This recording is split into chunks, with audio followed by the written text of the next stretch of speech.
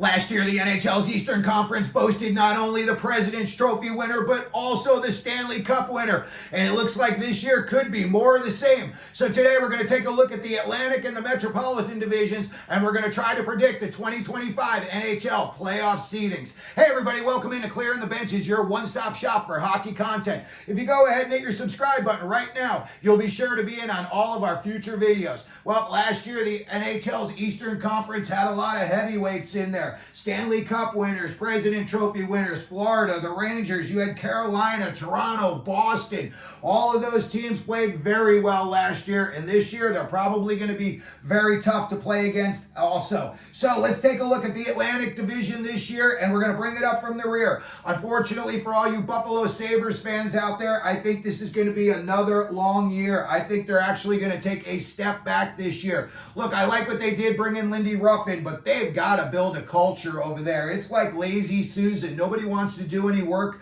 in Buffalo, and then, they all think that somehow they're going to make the playoffs. It's not going to happen this year. It's going to be 14 years in a row. But I think if Lindy Ruff can, put his stamp on this team, I think next year you could see them advance and make a little bit of a step forward. But again, for this year, I think they're coming back and they're going to finish with 77 points. Next up, I've got the Montreal Canadiens, and I think they're going to improve a little bit over last year. Last year they had 76 points, and this year I think they're going to jump up to 79 points. Look, you got Laine, Slavkovsky, Caulfield, you've got Lane Hudson coming in on the back end. A lot of young talent on this team that's going to gel sooner or later. And again, you're going to see Montreal start to win some games this year that maybe in the past they might not have won.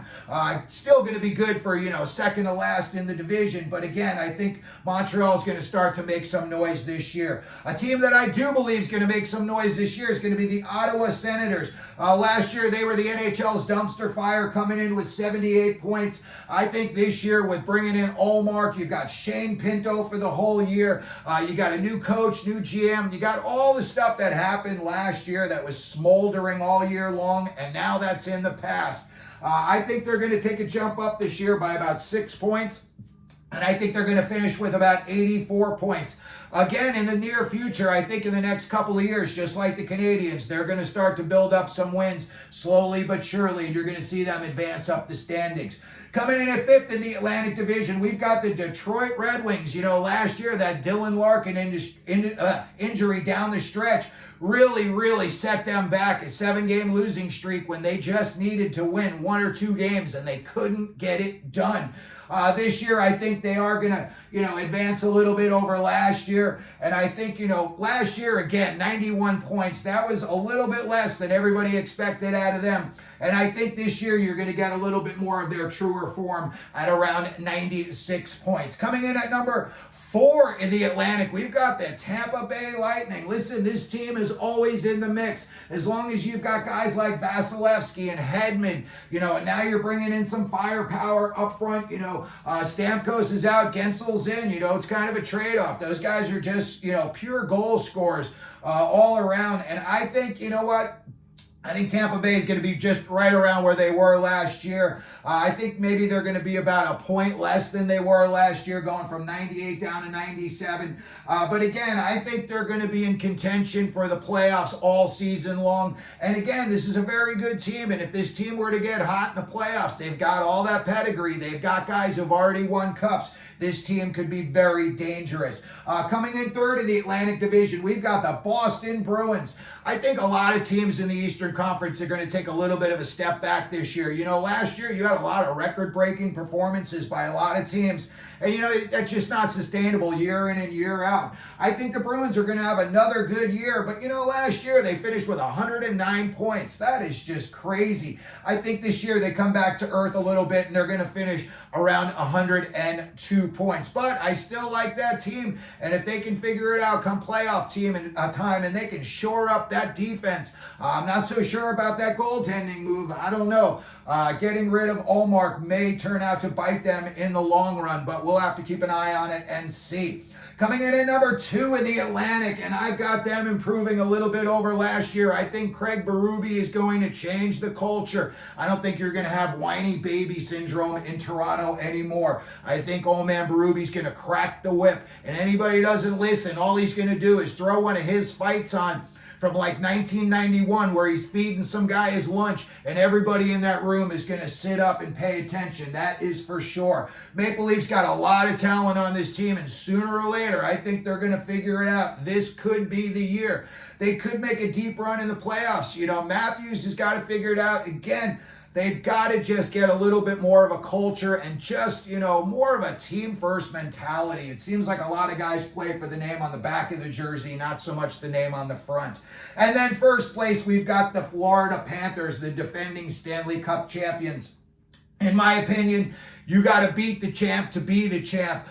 You know, again, last year, everybody had these crazy seasons, and I think Florida's going to come back to earth just a little bit, only by 5 points. And I still think that's going to be good enough for first place in the Atlantic. So we're going to say, you know, Florida, again, as long as they've got guys like Matthew Tkachuk, Bobrovsky, you know, you got some good guys on the back end, this team's going to be competitive for years to come. So we've got the Florida Panthers coming in first place, and they're going to drop back down to about 105 points this year, coming off a 110-point season. When we look at the Metropolitan Division and we bring it up from the rear, we've got CBJ. I think they're going to improve. I like this team in the next couple of years. They have got a lot, and I mean a lot, of young, very high talented, highly skilled young forwards. They've got some kids that can put the puck in the back of the net, and it's not like they've got 1 or 2 of them. They've got like 5 or 6 of them.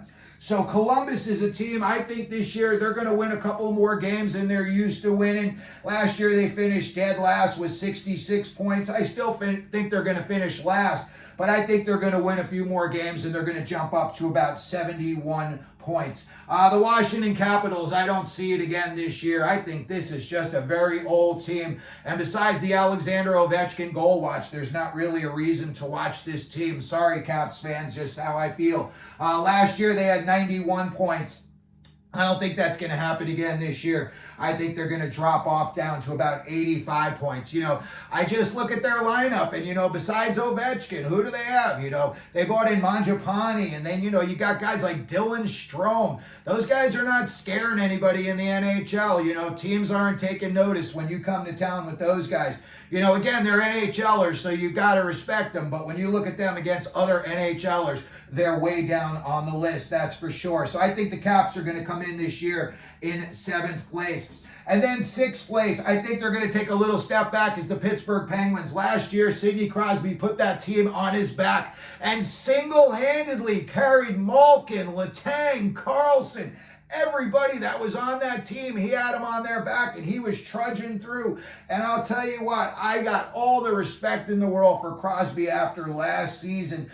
This year, I think they're going to come in right at Sidney Crosby, 87 points. I think it's going to be about a point drop off from last year. I just don't know if Crosby's being, you know, going to be able to do what he did last year. And a big question that I have, and something that we're going to be following very closely, is, you know, if the Pittsburgh Penguins have like 25 or 30 points around Christmas time, would they consider trading Sidney Crosby? I think they would. You know, there's all kinds of rumors. Apparently he grew up a Canadiens fan. You know, they got some talent over there now. Maybe he could help, you know, get them into the playoffs. But also, you know, him and Nate McKinnon have got that, you know, bond from where they grew up. And, you know, would he ever want to go to Colorado? Boy, would that do wonders for not only Sidney Crosby, but for the Colorado Avalanche as well. So again, I think that the Penguins are going to come in 6th this year, right around 87 points. I like what the Flyers are doing. I think Michkov is going to make a difference for them. I think that kid is going to be somebody you're going to notice every time that he's out on the ice. And I'll tell you what, John Tortorella squeezes blood out of a stone, and that guy gets his money's worth out of every player. And it's either his way or the highway. There's plenty of guys, you know, in his path of ruin that didn't want to do it his way. And he said, kick rocks, you're out of here.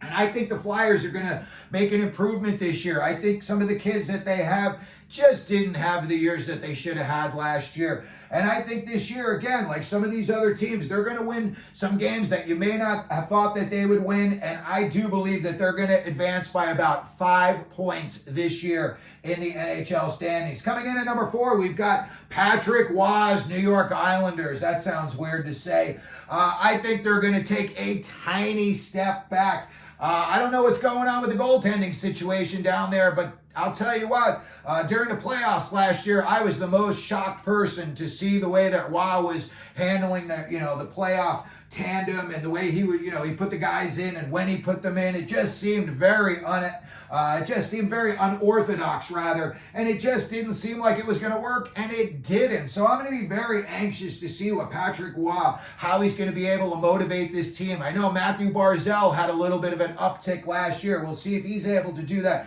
Maybe Matty Barzal can crack the 100-point mark. That would really, really be something for the Islanders if they had another bona fide, big scorer. You got a guy like Bo Horvat, but it seems like his career is kind of, just flattened out a little bit.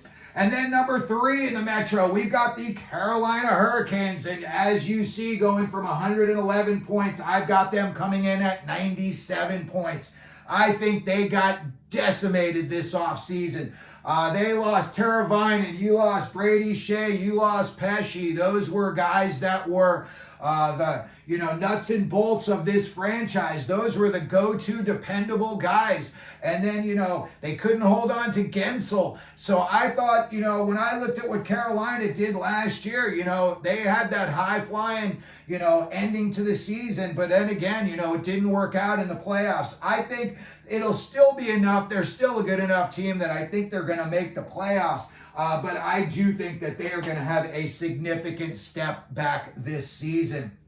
And then a team that I think is going to do the opposite is the New Jersey Devils. Everybody knows that they were decimated by injuries last year. Their goaltending woes really hamstrung them. They lost Dougie Hamilton for a lot of the season. They didn't get the scoring out of, Mercer and Bastian that they thought they would get. And they really did take a big step back. You had injuries all year long. All of your big guys were nicked up here and there. But I think this team is just loaded with offensive talent, especially, they've got Nemitz on the back end. Now you got Hughes on the back end. It's going to take those kids a little while to gel and become bona fide NHL players. But, last year I think was just an anomaly for the Devils. I think this team is too good.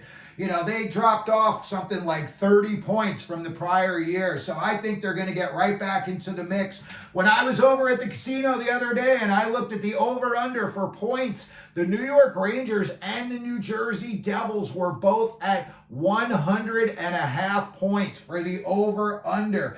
I would say just by a half a point, according to this video, that Jersey would not make it. But I think Jersey's going to have a strong year, and they could be scary in the playoffs if they can get the goaltending to work out for them. That is for sure. They've got the big name back there now, so it's all a matter of can they just get it all to come together. And Sheldon Keefe, I think, is a good coach. He had great regular season numbers in Toronto. It's just, they crapped the bed in the playoffs, and they couldn't get it done.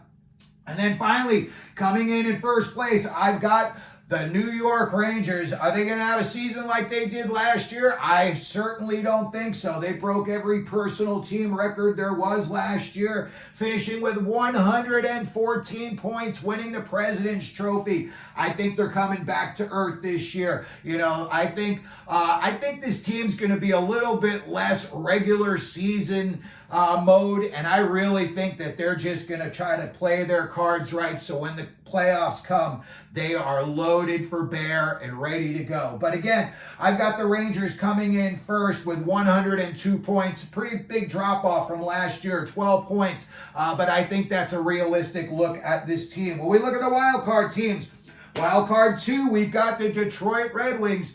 It would be really good to see them back in the playoffs, and it's just good for hockey when the Red Wings are in the playoffs. And Tampa Bay, they got some older parts coming back in McDonough. Now you got Gensel, and you got the guys that have been there for a while, Hedman and Vasilevsky. Again, this team gets in the playoffs.